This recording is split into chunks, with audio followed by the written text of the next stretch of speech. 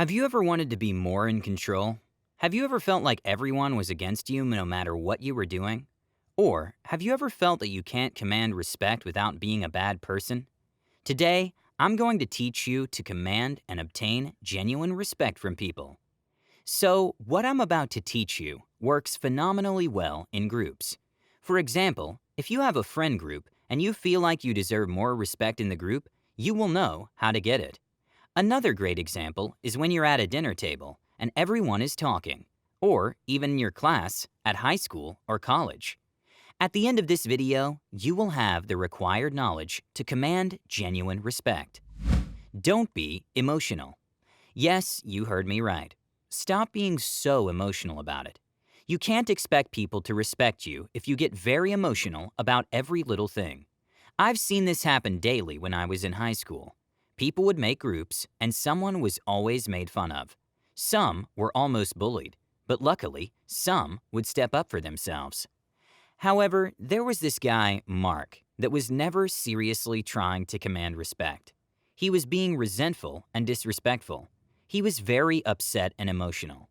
He started telling everyone that he hated them, and then he left our school. Do you think that our respect for him went up after this? Of course not. You have to understand that being disrespected doesn't come from a place of hatred. It's just a misinterpretation of social situations. There's a difference between being bullied and being made fun of in a friendly manner. The first comes from a place of self-doubt and hatred. The latter comes from how social life works, which is normal and can be changed. So now, let's look at some ways you can command respect. Number 1. Stop caring. This might not sound right, but in order to gain respect, you need to stop caring about being respected. You see, if everything shakes you, from a little joke to blatant rudeness, it's just like with girls. Very often, girls are more attracted to men that have abundance in their life, that aren't desperately after her. You need to stop lying to yourself. You do not need anyone's respect.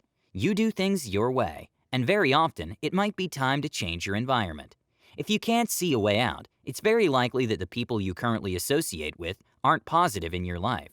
This might not be the case. It depends on what your goal is. But if you feel negativity around your friends, it's probably time to move on. Fyodor Dostoevsky said, "Above all, don't lie to yourself. The man who lies to himself and listens to his own lies comes to a point that he cannot distinguish the truth within him or around him, and so loses all respect for himself and for others. And having no respect, he ceases to love." A great way to stop caring is to have too much cool stuff in your life to even care.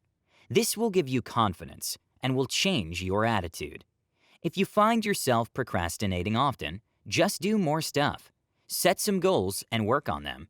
People perceive this, and if you're too busy to care about people's disrespect, you're going to get it. People will start seeing you as scarce. You aren't always available because you have a lot going on, and if they aren't careful, they might lose you. This will even give you more power in relationships. See how this has many consequences? You just need to have direction in life, set goals, and be passionate about what you're doing. As Michael Bassey Johnson said, if you truly want to be respected by people you love, you must prove to them that you can survive without them. Number 2. Self-confidence. Gaining self-confidence is basically respecting yourself. I could give you a lot of tips to fake confidence, but that doesn't really make sense. People can tell the difference between real confidence and fake confidence. You need to look for a way to seriously become more confident. First of all, you should stop negative self-talk and forgive yourself for your mistakes. When you make a mistake, acknowledge it and move on. There's literally no point in beating yourself up. It will just put you in a passive, negative position. Be honest with yourself, analyze your mistake, and plan a comeback. Very often, people will treat you the same way that you feel about yourself. With this in mind, do you want everyone to feel sorry for you and to see you as a weak person that doesn't take action?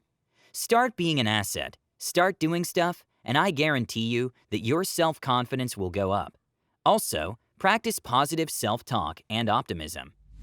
Number 3. Stop gossiping too much and talking people down. A confident person does not talk other people down. Also, they don't waste too much of their time criticizing others and talking about others. You must obviously respect people if you expect them to respect you too. So, just mind your own business. A good exercise for this is to always act like the person you're talking about is right there with you and listening to what you're saying. This is a very important trait, especially the ability to tell people what you really think in a respectful manner. Not everyone has the courage and common sense to do that. If you stand your ground respectfully, you'll be seen as strong, and more people will follow and listen to you. Talking people down and hating them also is a sign of insecurity and weakness. Whenever someone else is hating on you and criticizing your every move, don't respond with anger.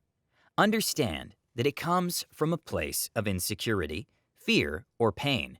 People that often do this don't have a good life, and they feel lonely in their misery, so they want to drag other people down with them. Number 4, work out regularly and practice martial arts. This is very important, yet I haven't seen it a lot on YouTube. You see, having the confidence and courage to say things in the face of people is risky. It could easily escalate to a conflict.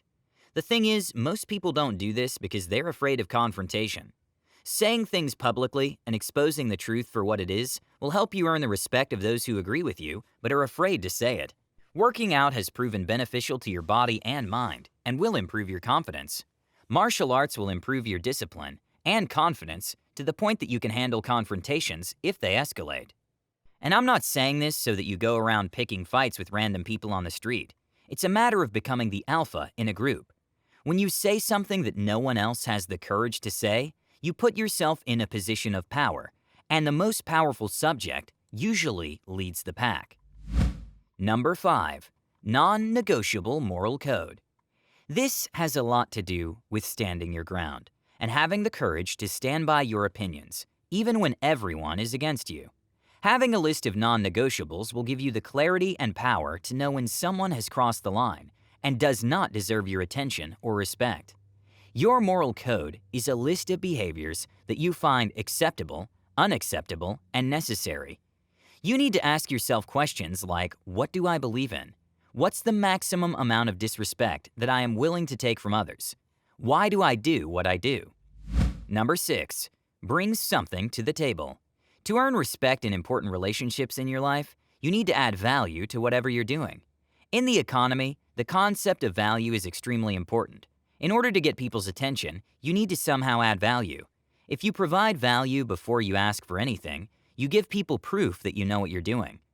This will increase chances of getting what you want from people. Providing value first will also generate reciprocity, which is a persuasion concept that Robert Cialdini talks about in his book.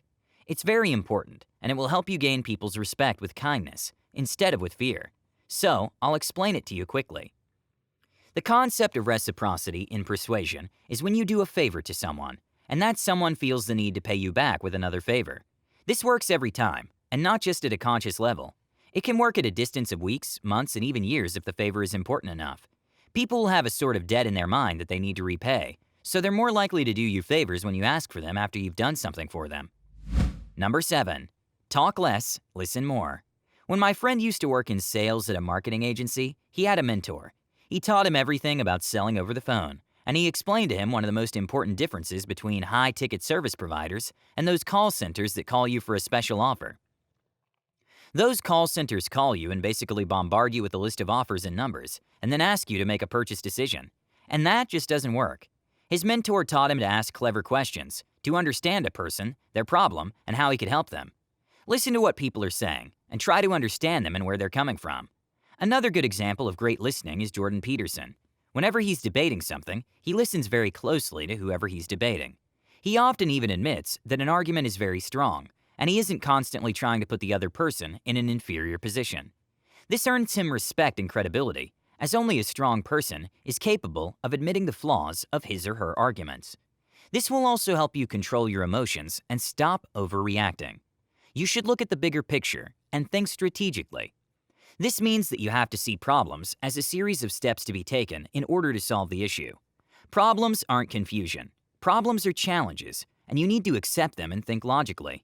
For example, let's say you want to buy a $50,000 car, but you don't even have the money for a down payment on that, let alone the credibility to purchase it. So, instead of feeling sorry for yourself, you have to think, okay, what are the logical steps that I need to take in order to make this happen? See how easy this is? All these skills and concepts will put you in a position of power, and it will naturally make you the leader, and people will follow and respect you. So, thank you all so much for watching. And before you go, remember to subscribe to the channel and leave a like for that YouTube algorithm. With that being said, have a great day, and I'll see you all in the next one.